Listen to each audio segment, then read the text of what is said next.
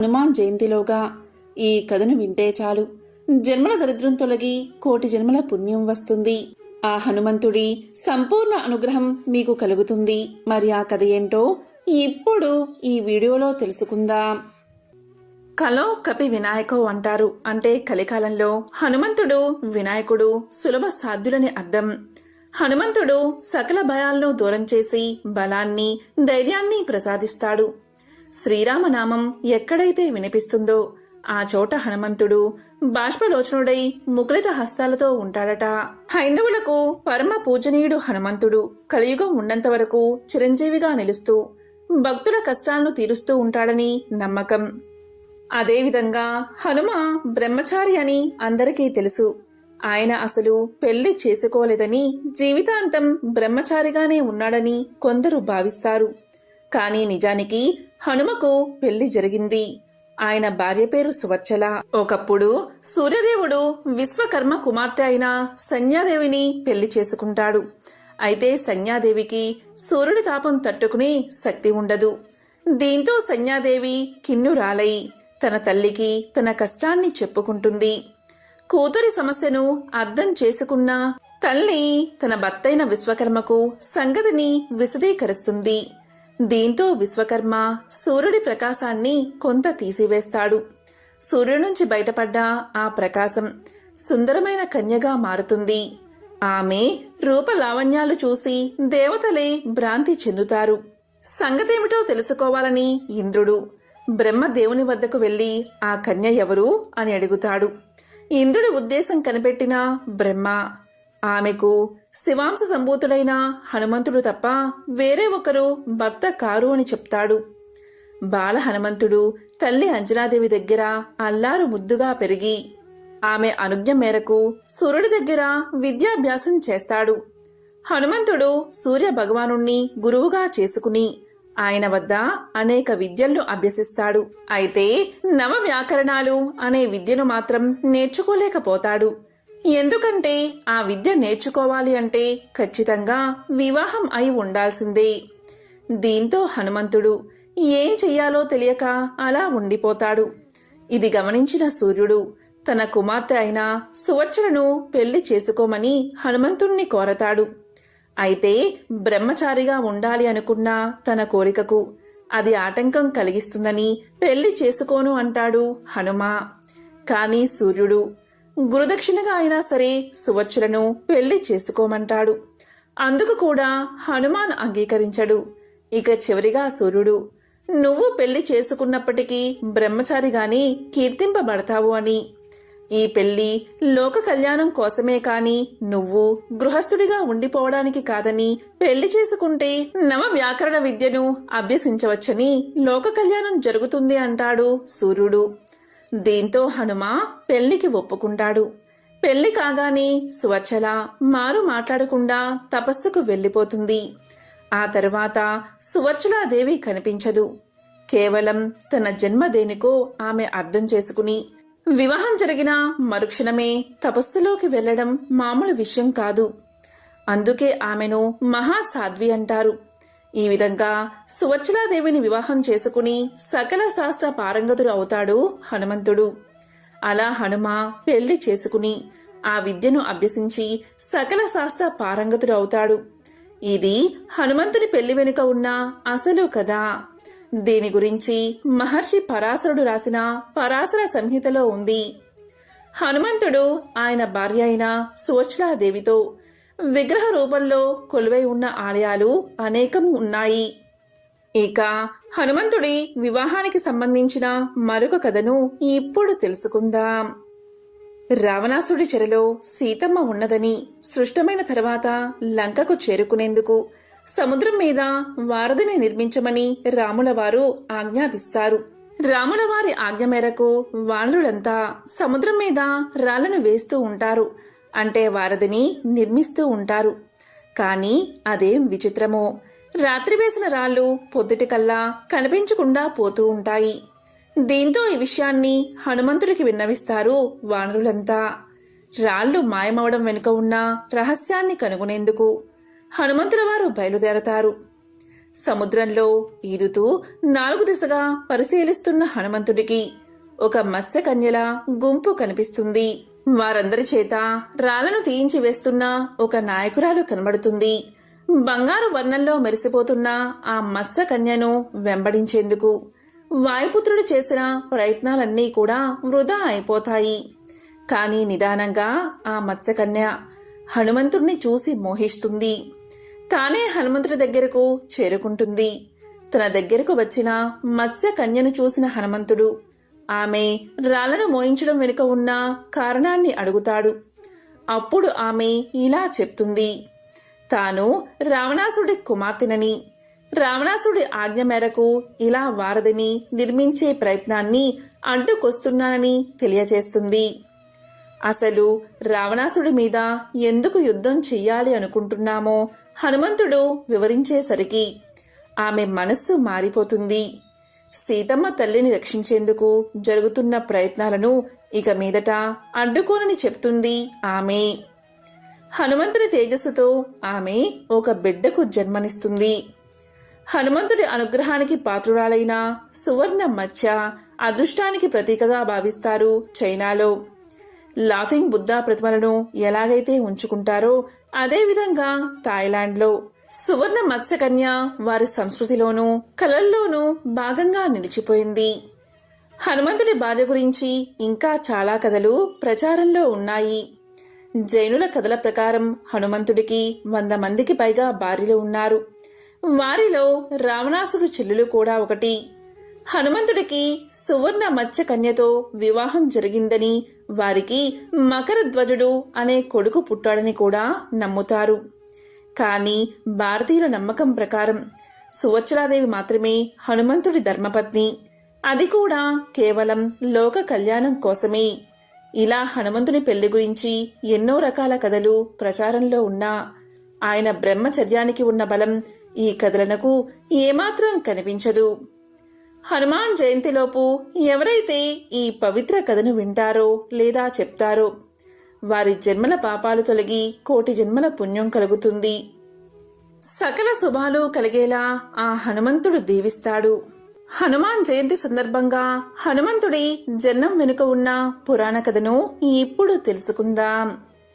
పూర్వకాలంలో దేవలోకంలో పుంజికస్థల అనే అప్సరస ఉండేది. ఆమె ఒకనాడు ఆకాశ మార్గంలో విహరిస్తూ ఉండగా ఆమెకు వానర రూపంలో ఎవరో కూర్చుని ఉన్నట్లు అనిపిస్తుంది. కుతూహలంతోనూ బాల్య చాపల్యంతోనూ పుంజికస్థల ఆ వానరాన్ని రాళ్లతోనూ పళ్లతోనూ చెదరగొట్టడానికి ప్రయత్నిస్తుంది. పుంజికస్థల చేష్టలకు ఆ వానరం దిగ్గున లేచింది. తీరా చూస్తే ఆమె రాళ్లు విసిరింది వానర రూపంలో ఉన్న ఒక మహా తపస్వి పైన. ఈమె చేష్టలకు ఆయనకు తపోభంగం జరిగింది. వెంటనే ఆయన క్రోధంతో, వానర రూపంలో ఉన్నానని నన్ను హేళన చేశావు కదూ, నీవు మానవకాంతవై జన్మిస్తావు. అంతేకాదు, నీవు ఎవరినైతే వరిస్తావో అతను వెంటనే వానర రూపాన్ని పొందుతాడు అని శపిస్తాడు. దీంతో పుంజికస్థల తన పొరపాటుకు మన్నించమని ఆ తపస్విని వేడుకుంది. తనకు శాప విమోచనం కలిగించమని ప్రార్థిస్తుంది. ఆమె ప్రార్థనకు కరిగిన ఆ తపస్వి ఆమెకు శాప విమోచనం ప్రసాదించాడు. నీ భర్త కామరూపుడై లోకోత్తర వీరుడై ఉంటాడు అని పలుకుతాడు. ఆమె మునికి కృతజ్ఞత తెలుపుకుని నిష్క్రమిస్తుంది. తరువాత ఆమె అంజనాదేవిగా జన్మించి మహావీరుడైన కేసరుణ్ణి వరించి వివాహం చేసుకుంటుంది. అంజనాదేవిగా జన్మించిన పుంజికస్థల మరియు కేసరుడు పరమశివుడి అనుగ్రహం కోసం దీర్ఘంగా తపస్సు ఆచరిస్తారు. పరమశివుడు వారి తపస్సుకు మెచ్చి ప్రత్యక్షమవుతాడు. ఏమి వరం కావాలో కోరుకోమని అడగగా వారిద్దరూ ముక్తకంఠంతో ఆ మహాదేవుణ్ణి తమ పుత్రుడిగా జన్మించమని ప్రార్థిస్తారు. పరమశివుడు అందుకు అంగీకరించి తన అంశతో ఆంజనేయుణ్ణి వారికి పుత్రునిగా ప్రసాదించాడు. ఆ విధంగా హనుమంతుడి జన్మం జరిగింది. వాయుదేవుని ద్వారా శివుని తేజం అంజనాదేవి అనే వానరకాంతకు చేరింది. అలా జన్మించినవాడు అంజనాదేవి కుమారుడు కాబట్టి ఆంజనేయుడు అని, వాయుదేవుని ద్వారా పుట్టినవాడు కాబట్టి పవన కుమారుడు అని పిలుచుకుంటాం. అంజనాదేవి భర్త కేసరి కాబట్టి కేసరి నందనుడు అన్న పేరు కూడా లేకపోలేదు. ఇక ఆంజనేయుడు బాల్యం నుంచి చిలిపివాడే. అసలే నిమిషమైనా కుదురుగా ఉండలేని వానరజీవి. దానికి తోడు శివుని తేజం, వాయుదేవుని అంశ, కేసర శక్తి ఉండనే ఉన్నాయి. దాంతో ఆయన్ని పట్టడం సాధ్యమయ్యేది కాదు. ఒకసారి ఆంజనేయుడు ఆకాశంలో సంచరిస్తూ ఉండగా ఎర్రటి సూర్యబింబం కనిపించింది. ఎర్రగా గుండ్రంగా తలతల్లాడిపోతూ ఉన్న బింబాన్ని చూసి అదేదో పండు అని భ్రమించాడు అంజనీపుత్రుడు. చూసిందే తడవుగా ఆ పండును రుచి చూడాల్సిందే అని తీర్మానించుకున్నాడు. అంతే, వాయువేగంతో సూర్యుడివైపు దూసుకుపోయాడు. వాయుదేవుడికి తన కుమారుడి బాల్యచేష్టను చూసి ముచ్చట వేసిందే కాని అందులో ఉన్న ప్రమాదం గోచరించలేదు. అందుకనే ఆంజనేయుడి చుట్టూ చల్లటి గాలులను వీస్తూ అతనికి వేడి తగలకుండా కాచుకున్నాడు. పైగా ఆ రోజు సూర్యగ్రహణం. దాంతో సూర్యుడి తీక్ష్ణత సైతం తక్కువగా ఉంది. ఒకవైపు నుంచి హనుమంతుడు సూర్యుడి వైపు దూసుకుపోతుంటే మరోవైపు నుంచి సూర్యుడిని చెరపట్టేందుకు రాహు పుంజుకు రాసాగాడు. కాని హనుమంతుణ్ణి చూసినా రాహువుకి మతిపోయింది. తాను సూర్యుణ్ణి భక్షించేలోపే మరో రాహువు అందుకు సిద్ధపడ్డం ఏమిటి అని కంగారు పడిపోయాడు. వెంటనే వెనుతిరిగి ఇంద్రలోకం వైపు పరుగులు తీశాడు రాహువు. స్వామి, ఇవాళ నేను సూర్యుణ్ణి గ్రహించడం సాధ్యమయ్యేటట్లు లేదు. మరో జీవి ఏదో సూర్యుణ్ణి భక్షించేందుకు దూసుకు వస్తుంది అంటూ మొరపెట్టుకున్నాడు రాహువు. రాహు మాటలు విన్న ఇంద్రుడికి పట్టరాని కోపం వచ్చింది. సృష్టి ధర్మానికి విరుద్ధంగా పంచభూతాలను సైతం తోసి ముంచుకొస్తున్న ఆ ప్రమాదాన్ని స్వయంగా ఎదుర్కోవాలి అనుకున్నాడు. వెంటనే తన వజ్రాయుధాన్ని చేతబూని ఐరావతాన్ని అధిరోహించి ఆంజనేయుణ్ణి ఎదుర్కొనేందుకు బయలుదేరాడు ఇంద్రుడు. కాని ఇంద్రుణ్ణి చూసి ఆగేవాడా ఆంజనేయుడు. పైగా ఆయన ఎక్కిన ఐరావతం కూడా ఒక మిఠాయిలాగే కనిపించింది. వెంటనే దాన్ని అందుకోబోయాడు. ఇక ఇంద్రుడి ఆగ్రహానికి హద్దులు లేకపోయాయి. అమిత శక్తిమంతమైన తన వజ్రాయుధాన్ని ఆయన మీదకు విడిచాడు. ఇంద్రుడి వజ్రాయుధానికి తిరిగేముంటుంది? అది నేరుగా ఆంజనేయుడి దవడకు తగిలింది. ఆ దెబ్బతో ఆంజనేయుడు మూర్ఛిల్లాడు. కుమారుడి అవస్థను చూసిన వాయుదేవుడు ఆ పసిబాలుణ్ణి అక్కడే హిమాలయాల్లో ఉన్న ఒక గుహలో ఒడిలో కూర్చోబెట్టుకుని దుఃఖిస్తూ ఆగ్రహించి ముల్లోకాల్లో ప్రసరిస్తూ ఉన్న వాయువును స్తంభింపచేశాడు. దాంతో ఆ శరీరంలో ఉన్న పంచవాయువులు అపాన వాయువు, ప్రాణ, అపాన, వ్యాన, ఉదానయ, సమానయ వాయువులు ఇవే లేకపోతే శరీరంలోని మలమూత్రాలు బయటికి పోవు. వాటి ప్రసారం ఆగిపోయి మలమూత్రాలు స్తంభించిపోయాయి. దేవతలు, మానవులు, జంతువులు, కీటకాలు, పశువులు, పక్షులు, సమస్త ప్రాణకోటి శరీర అవయవాలు స్తంభించిపోగా గిలగిలలాడిపోయారు. ప్రాణం పోక ఉండక తల్లడిల్లిపోయారు. ఇంద్రుడికి కోపం వస్తే వర్షాలు ఆపేస్తాడు. ఇంద్రుడికి సామాన్యంగా కోపం రాదు. మనుషులు యజ్ఞాలు చేయకపోతే దేవతలకి ఆహారం అందదు. ఆహారం అందకపోతే కోపం వస్తుంది. కోపం వస్తే వర్షాలు ఆపేస్తాడు. దీనివల్ల లోకాలు అల్లకల్లోలాలకు గురై కరువు కాటకాలు ఏర్పడతాయి. ఏ విధంగా అయితే ఇంద్రుడు వర్షాలు ఆపేస్తాడో ఈ బాలుడు ఇంద్రుడి వజ్రాయుధం దెబ్బతిని పడిపోవడం వల్ల వాయుదేవుడు వాయువుని ఆపేశాడు.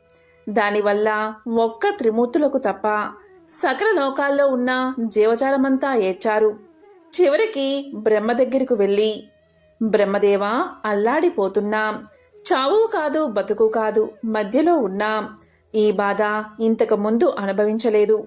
మలమూత్రాలు ఉధృతంగా ఉన్నాయి. కిందకి దిగడం లేదు. దాంతో పడే బాధ ఇంతని వర్ణించలేం. మునుపెన్నడూ ఇలాంటి బాధ అనుభవించలేదు. ఋషులతో పాటు దేవతలందరూ రక్షించండి అని మొరపెట్టుకోగా బ్రహ్మదేవుడు ఇలా పలికాడు. ఇదంతా ఇంద్రుడు చేసిన పని. ఈ లోకానికి ఈశ్వరుడు అధినాయకుడిగా వాయువుని నియోగించాడు. ఆహారం లేకపోయినా నీరు లేకపోయినా ఎంతో కొంతకాలం బతకవచ్చు. కాని వాయువు లేకపోతే బతకలేం. అందుకని పంచ ప్రాణాలు అనే పేరుతో శరీరంలో ఉండి ప్రాణాలకు సుఖాన్ని ఇచ్చేవాడు వాయువు. అందువల్ల వాయువు సుఖం. ఈ జగత్తంతా వాయువే. ఒక్కసారి వాయువు స్తంభించాడు అంటే లోకంలో ఎవ్వరూ సుఖంగా ఉండలేరు. వాయువు ఎక్కువైనా ప్రమాదమే, తక్కువైనా ప్రమాదమే. ఉష్ణవాయువు ప్రసరించినా ప్రమాదమే, శీతల వాయువు ప్రసరించినా ప్రమాదమే. మందవాయువు ఉన్నంతవరకే మానవుల ఇతర జీవుల ప్రాణాలకు సుఖాన్ని ఇస్తాడు. అటువంటి వాయువుణ్ణి శివస్వరూపంగా భావించి అభిషేకించి పూజిస్తారు. అటువంటి వాయువుకి దుఃఖం కలిగించాడు ఇంద్రుడు అని ఇంద్రుడు చేసిన పనిని తెలియచేసి, ఇప్పుడు వాయువు ఆ బాలుణ్ణి ఒడిలో పెట్టుకుని హిమాలయాల్లోని మేరు పర్వత గుహలో ఉన్నాడు. ఆ వాయువుని సమాధానపరచకపోతే అలాగే అల్లాడిపోతాం. నాతో పాటు మీరందరూ రండి. ఇంద్ర, ముందు ఉండు. ఎందుకంటే దీనంతటికీ మూల కారణం నువ్వే. పదండి, వాయువుకి మనందరం కలిసి ఆనందం కలిగిద్దాం అని అందరినీ వెంటబెట్టుకుని హిమాలయ మధ్యలో ఉన్న మేరు పర్వత గుహ దగ్గరికి చేరాడు బ్రహ్మ. ఆ సమయంలో వాయుదేవుడు మంచి బంగారపు వర్ణంలో ఉన్న గుహలో కూర్చుని మెడలో బంగారపు దండ వేసుకుని ఒడిలో కొడుకుని పడుకోబెట్టుకుని అయ్యో కుమారా అని దుఃఖిస్తూ ఉన్న వాయుదేవుణ్ణి వీళ్లు చూశారు. అంతలో బ్రహ్మ గుహలోనికి వెళ్ళగా వాయుదేవుడు చూసి సంభ్రమంతో బిడ్డను ఎత్తుకుని నమస్కారం చేసి, ప్రభు, స్వయంభూ, చతుర్ముఖ, చూడు నా బిడ్డ పరిస్థితి అనగానే పక్కనే దేవతలు, యక్షులు, గంధర్వులు ఆ బిడ్డని వాయువుని దీవించారు. అప్పుడు బ్రహ్మ, నాయనా, నీ కుమారుడు మూర్ఛపోయాడని లోకాలటిని మూర్ఛపోయేలా చేస్తున్నావు. అవునా నాయనా అనే వాయువు చేతిలో మూర్ఛితుడై ఉన్న బిడ్డను ప్రేమగా నిమిరాడు బ్రహ్మ. ఇక ఆంజనేయుడు ఆ ఉపద్రవం నుంచి తేరుకోగానే అతనికి ఆశీర్వాద సూచకంగా దేవతలంతా తలా ఒక వరాన్ని అందించారు. ఇకపై తన వల్ల మృత్యువు సంభవించదని యముడు ఆశీర్వదించాడు కాబట్టి ఆంజనేయుడు చిరంజీవిగా మారాడు. ఇంద్రుడు ఇకపై తన వజ్రాయుధం హనుమంతుణ్ణి గాయపరచదు అన్న అభయాన్ని అందించాడు. అలాగే బ్రహ్మ కూడా తన బ్రహ్మాస్త్రం ఆంజనేయుణ్ణి ఏమీ చేయలేదని వరాన్ని అందించాడు. అలా ఆంజనేయుడి సూర్యగ్రహణ ఘట్టం సుఖాంతమైనది. హనుమంతుడు అన్న పేరు మాత్రం శాశ్వతంగా నిలిచిపోయింది. హనుమాన్ జయంతి సందర్భంగా హనుమకు సంబంధించిన ఒక విశేషమైన కథను ఇప్పుడు తెలుసుకుందాం. రాముడు రాజ్య పాలన చేస్తున్న కాలంలో ఒకసారి అగస్త్యుల వారు రాముణ్ణి దర్శించడానికి వచ్చారు. అప్పుడు అగస్త్యుల వారిని తగిన విధంగా సత్కరించి స్వాగతించి ఉచిత ఆసనంపై కూర్చోబెట్టి అగస్త్య మహర్షితో శ్రీరాముడు ఇలా పలికాడు. మహర్షి, శివుడు, హనుమంతుడు వీళ్ళిద్దరిలో ఎవరు అధికులు? వారిద్దరి సాహసాలను మనం ఎలా తెలుసుకోవాలి అని ప్రశ్నించారు. అప్పుడు అగస్త్యుల వారు, హనుమంతుడు వాయువర ప్రసాది, అంతటా సంచరించే నేర్పున్నవాడు అని అనడంలో ఎటువంటి సందేహమూ లేదు. నీకు అనుమానం వస్తే పరీక్షించు అన్నాడు. వెంటనే శ్రీరాముడు మారుతిని ఆప్యాయంగా పిలిచి, హనుమా, ఇప్పుడే నువ్వు లంకకు వెళ్ళి విభీషుడి దగ్గర ఉన్న భౌతిక లింగాన్ని తీసుకుని రావాలి అని ఆజ్ఞాపించాడు. రాముడి ఆజ్ఞకు హనుమంతుడు రాముడికి నమస్కారం చేసి తండ్రైన వాయుదేవుడికి వందనం చేసి రివ్వుల గాలిలోకి ఎగిరి దక్షిణ సముద్రాన్ని అవలీలగా దాటి లంకలోకి ప్రవేశించాడు. అక్కడ ఉన్న రాక్షస వీరులంతా హఠాత్తుగా హనుమ రావడం చూసి ఆశ్చర్యపోయారు. సరాసరి మహారాజు అయిన విభీషుణ్ణి కొలువు చేరాడు హనుమ. హనుమను గౌరవించాడు మహారాజైన విభీషణుడు. వచ్చిన కారణం తెలపమన్నాడు. అప్పుడు శ్రీరాముడి ఆజ్ఞను వినిపించాడు హనుమ. దానికి విభీషణుడు ఎంతగానో సంతోషించి తాను ప్రతిష్ఠించిన చోటుకు వెళ్లి అక్కడ ఉన్న 6 శివలింగాలను చూపించాడు. అందులో మౌతిక లింగాన్ని ఆంజనేయుడి చేతికిస్తూ, హనుమా, దీనిని మా అన్న రావణుడు కుబేరు నుంచి తీసుకువచ్చాడు. కుబేరుడికి దీన్ని సాక్షాత్తు శివుడే ఇచ్చాడు. ఈ లింగాన్ని కుబేరుడు పూజించి నవనిధులతో కూడిన రాజ్యానికి రాజు అవ్వగలిగాడు. రావణుడు దీన్ని పొంది లంకా సామ్రాజ్యాధిపతి అయ్యాడు. దీన్ని నేను శ్రీరామచంద్రుడికి మనస్ఫూర్తిగా సమర్పించాలని చెప్పు అని లింగాన్ని ఇచ్చేశాడు. దీంతో హనుమ ఆ లింగానికి నమస్కారం చేసుకుని విభీషుడి దగ్గర వీడ్కోలు తీసుకుని అయోధ్యకు బయలుదేరాడు. ఈ విధంగా ఆకాశంలో ఎగురుతూ 7వ రోజున అవంతి నగర ప్రాంతంలో ఉన్న పర్వతం మీదకు చేరుకున్నాడు. అప్పుడు అక్కడ లింగాన్ని ఉంచి రుద్ర సరస్సులో స్నానం చేసి ఆ పర్వత ప్రాంతానికి చేరుకోగానే అప్పుడు ఆ లింగం చిన్న పర్వతమంతా పెరిగి ఉండడం చూసి హనుమ ఆశ్చర్యపోయాడు. దాన్ని కదిలించడానికి విశ్వ ప్రయత్నాలు చేసి విఫలమయ్యాడు హనుమ. అప్పుడు ఉమాపతైన పరమేశ్వరుడు ప్రత్యక్షమై, హనుమ విచారపడకు, నీవు దుఃఖిస్తే లోకమంతా కూడా చింతాక్రాంతమవుతుంది. నువ్వు సంతోషంగా ఉంటేనే ప్రపంచం సంతోషంగా ఉంటుంది. ఈ లింగం ఇక్కడే ఉండాలని భగవంతుడి భావనగా అనిపిస్తుంది. ఈ పర్వతం చాలా పవిత్రమైనది.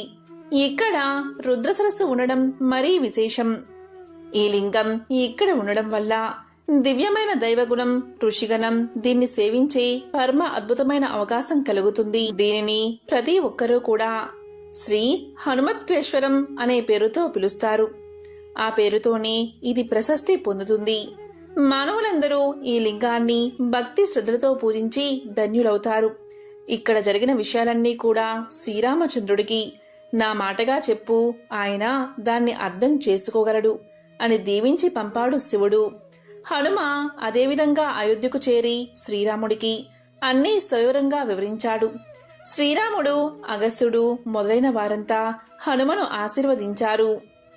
ఎంతో పవిత్రమైన విశేషమైన ఈ కథను విన్నా, చదివినా, చెప్పినా, వినిపించినా జన్మల పాపాలు తొలగి కోటి జన్మల పుణ్యం వస్తుంది. ఆంజనేయ స్వామిని పూజించడం ద్వారా మనలో ఉన్న భయాలొందళ్ళు తొలగిపోయి ఎంతో ధైర్య సాహసాలతో ఉంటాం. అయితే ఆంజనేయ స్వామి గుడికి వెళ్ళినప్పుడు మనకు సింధూరాన్ని ఇస్తారు. అంతేకాదు ఆ స్వామివారిని పూజించేవారు ఎక్కువగా సింధూరంతో పూజిస్తూ ఉంటారు. అసలు ఆంజనేయుడికి సింధూరం అంటే ఎందుకంత ఇష్టమో ఇప్పుడు తెలుసుకుందాం. హనుమంతుడు శ్రీరామచంద్రుడికి పరమ భక్తుడు అనే విషయం మనందరికీ తెలిసిందే. వనవాసం తర్వాత అయోధ్య చేరుకున్న శ్రీరామచంద్రుల వెంట హనుమంతుడు కూడా అయోధ్య చేరుకుంటాడు. ఈ విధంగా అయోధ్యలో ఒకరోజు తన పనులన్నిటినీ ముగించుకుని ఎంతో ఆకలితో అంతఃపురంలోకి ప్రవేశించి సీతమ్మ తల్లిని భోజనం వడ్డించమని అడుగుతాడు హనుమ. అప్పుడే స్నానాధికాలు పూర్తి చేసుకుని సీతాదేవి హనుమంతుడిని ఉద్దేశించి, హనుమా కాసేపు ఆగు, మొదట పాపెటిలో సింధూరం పెట్టుకుని తర్వాత భోజనం వడ్డిస్తాను అని చెప్తుంది. ఈ విషయం విన్న హనుమంతుడు, అమ్మా పాపెటిలో సింధూరం ఎందుకు పెట్టుకుంటున్నావు అని అడుగుతాడు. దానికి సీతమ్మ తల్లి, ఈ పాపిట్లో బొట్టు పెట్టుకోవడం వల్లే నీ ప్రభువు నిండు నూరేళ్లు చల్లగా ఉంటాడని, ఈ సింధూరాన్ని ధరిస్తే సౌభాగ్య వృద్ధి కలుగుతుందని తెలియచేస్తుంది. ఆ విధంగా సీతమ్మ మాటలు విన్న హనుమంతుడు అక్కడ్నుంచి వెళ్లిపోతాడు. కొద్దిసేపటి తరువాత శరీరమంతా సింధూరం పూసుకుని తిరిగి అయోధ్యను చేరుకుంటాడు. ఒక్కసారిగా హనుమను చూసి ఆశ్చర్యపోయిన సీత, హనుమా ఎందుకు శరీరమంతా సింధూరం పూసుకున్నావు అని అడుగుతుంది. దానికి హనుమ, అమ్మా ఇలా సింధూరం ధరిస్తే శ్రీరామచంద్రుడికి కళ్యాణప్రదమై ఉంటుందని నీవే అన్నావు కదా అని చెప్పడంతో హనుమంతుడికి శ్రీరాముడిపై ఉన్న భక్తి భావానికి సంతోషించి మంచి హృదయంతో హనుమంతుణ్ణి ఆశీర్వదిస్తుంది సీతమ్మ తల్లి. ఈ విషయం తెలుసుకున్న శ్రీరామచంద్రుడు, భక్తికి నువ్వు ఒక ఉదాహరణగా చెప్పబడతావని, ఇక నుంచి ఎవరైతే నిన్ను సింధూరంతో పూజిస్తారో వారిని కష్టాల నుంచి నేను కాపాడతానని సాక్షాత్తు శ్రీరామచంద్రుడే తెలియచేశాడు. అప్పట్నుంచి ఆంజనేయ స్వామికి సింధూరం అంటే ఎంతో ప్రీతికరమైనదని భావించి పూజలు చేస్తారు. ఎంతో పవిత్రమైన విశేషమైన ఈ కథను విన్నా, చదివినా, చెప్పినా, వినిపించినా జన్మల పాపాలు తొలగి కోటి జన్మల పుణ్యం వస్తుంది. హనుమకు సంబంధించిన మరొక విశేషమైన కథను ఇప్పుడు తెలుసుకుందాం. మన పురాణాలు మనిషి జీవిత గమనానికి మార్గదర్శకాలు. రామాయణం మానవుడు ఏ విధంగా జీవించాలో తెలిపితే, మహాభారతం మనిషిలోని మంచి చెడుల విచక్షణ నేర్పుతుంది. ఈరోజు రావణ సంహారం తర్వాత అశోకవనంలోని సీత వద్దకు వెళ్లిన హనుమంతుడికి సీతాదేవి అపకారికి కూడా ఉపకారం చేయడమే ధర్మం అని చెప్పిన చక్కటి నీతి కథను ఇప్పుడు విందాం. రావణ సంహారం తర్వాత ఆ కబురు సీతమ్మ తల్లికి చెప్పేందుకు హనుమంతుడు అశోకవనానికి చేరతాడు. అమ్మా, ఇకపై ఈ లంకా రాజ్యాన్ని ఏలేది విభీషణుడే. రావణ సంహారం జరిగింది. మీరు ఇక్కడ్నుంచి బయలుదేరే ముందు ఒక్క ఆజ్ఞ ఇవ్వండి తల్లి. మిమ్మల్ని ఇంతకాలం ఈ చెరలో చిత్రహింసలు పెట్టిన వీరందరినీ సంహరిస్తాను అంటాడు. అప్పుడు ఆ మహాతల్లి ఇలా పలుకుతుంది. హనుమా, నీకు ఒక కథ చెబుతాను విను. ఒకానొక కాలంలో ఒక బాటసారి అడవిగుండా వెళ్తున్నాడు. ఇంతలో ఆకలిగొన్న ఒక పులి తన పైకి రాబోగా తన ప్రాణాలు అరచేత పట్టుకుని పరుగులు తీశాడు. పులి కూడా అతన్ని వెంబడించింది. ఇంతలో ఒక చెట్టుపైకి ఎక్కి ఆ చెట్టు కొమ్మను ఆశ్రయిస్తాడు ఆ బాటసారి. అయితే బాటసారి ఎక్కిన చెట్టు కొమ్మలో ఒక ఎలుగుబంటి కూడా ఉంది. అది చూసిన పులి, ఇదిగో మిత్రమా, ఆ మనిషిని కిందికి తోసేయి, తినేసి వెళ్లిపోతాను అని పలికింది. వెంటనే ఎలుగుబంటి, ఇతడు నేను ఉన్న చెట్టును ఆశ్రయించాడు అంటే నన్ను ఆశ్రయించినట్లే, కనుక నేను అతన్ని రక్షిస్తాను కాని కీడు చేయను అనడంతో పులి ఎంతో బాధపడుతుంది. ఆ మనిషి ఎప్పుడో ఒకప్పుడు దిగకపోతాడా అని ఎదురుచూస్తూ ఉంటుంది. ఈ విధంగా రాత్రి సమయం అవుతుంది. ఎలుగు గాఢ నిద్రలోకి చేరుకుంటుంది. కాని మనిషికి ప్రాణభయం ఒకటి ఉంది కాబట్టి చూసి చూడనట్లు కిందనున్న పులివైపు చూస్తూ ఉంటాడు. పులి మెల్లగా ఇలా అంటుంది, ఇదిగో ఓ మనిషి, నీకో గొప్ప అవకాశం. పైన నిద్రలో ఉన్న ఆ ఎలుగును తోసేయి, నేను నా ఆకలి తీర్చుకుని ఇక్కడి నుంచి వెళ్లిపోతాను అంటుంది. అంతే మనిషి మారు ఆలోచన చేయకుండా ఎలుగును తోసేస్తాడు. వెంటనే కోలుకుని ఎలుగు వేరొక కొమ్మను ఆనుకుని కింద పడకుండా ఆపుకుంటుంది. అప్పుడు పులి ఎలుగుతో ఇలా పలుకుతుంది, చూసావా ఈ మనిషి బుద్ధి, ఇప్పటికైనా వాణ్ణి తోసేయ్, నేను తిని వెళ్లిపోతాను అంటుంది. అప్పుడు ఎలుగు ఇలా పలుకుతుంది, చూడు మిత్రమా, ఇతడు నన్ను ఆశ్రయించాడు, ఇతన్ని రక్షించడం అపకారికి కూడా ఉపకారం చేయడమే ధర్మమంటూ అనడంతో ఇక లాభం లేదని పులి అక్కడ్నుంచి వెళ్లిపోతుంది. కనుక హనుమా, మనకు వీరు అపకారం తెలపెట్టారు కదా అని ఇప్పుడు బలహీనులైన ఈ జాతికి హాని చేయడం అనవసరం, అధర్మం కూడాను అనడంతో అమ్మ మాటలకు ముగ్ధుడైన హనుమ మోకరిల్లి నమస్కారం చేస్తాడు. శత్రువుల్లో కూడా శత్రుత్వాన్ని ఎంతవరకో అంతవరకే చూడాలి కాని ధర్మాన్ని వీడకూడనది సీతమ్మ మాట. సకల లోకాలలో ఆదర్శ గుణాలు రాశిగా పోస్తే మనకు కనిపించేవాడు శ్రీరాముడు. రాముడు గొప్పవాడా, రామనామం గొప్పదా అంటే రాముని కంటే రామనామమే గొప్పదని చెప్పే కథలు అనేకమున్నాయి. రామనామం గొప్పతనం గురించి ముందు మనం తెలుసుకుందాం. లంకానగరంపై దండెత్తేందుకు రాళ్లతో సముద్రంపై వానరసేన వారధిని నిర్మిస్తూ ఉంది. రాయిపై రామ అని రాసి ఆ రాయిని నీటిలో వేస్తే అది తేలిపోతూ ఉంది. ఇదంతా చూస్తూ ఉన్న రాముడిలో నా పేరు రాసిన రాయి తేలుతూ ఉంది కదా, నేనే రాయి వేస్తే అనే ఆలోచన కలిగింది. అంతే శ్రీరాముడు ఒక రాయిని తీసి సముద్రంలోకి వేశాడు. ఆ రాయి సముద్రంలో మునిగిపోయింది.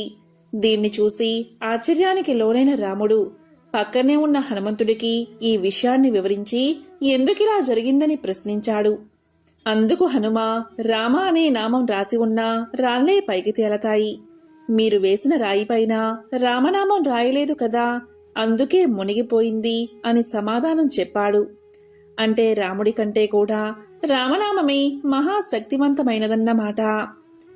రావణాసుర సంహారానంతరం అయోధ్య నగరం చేరుకుని శ్రీరాముడు పట్టాభిషేకం చేసుకుని రాజ్యపాలన చేపట్టాక అయోధ్య నగరంలో రామసభ కొలువుతీరి ఉన్న సమయంలో ఒకరోజు విశ్వామిత్ర మహర్షి సభకు వీచ్చేశాడు.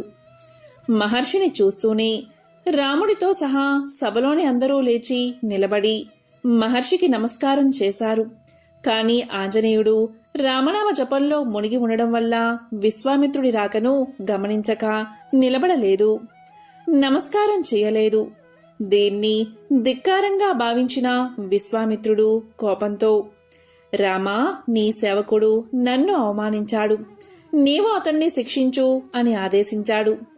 విశ్వామిత్రుడి మాటను జవదాటలేని శ్రీరాముడు హనుమంతుణ్ణి శిక్షించేందుకు సిద్ధమయ్యాడు. ఈ విషయం తెలిసిన హనుమంతుడు నారద మహర్షి సలహా మేరకు రామనామాన్ని జపించడం ప్రారంభించాడు.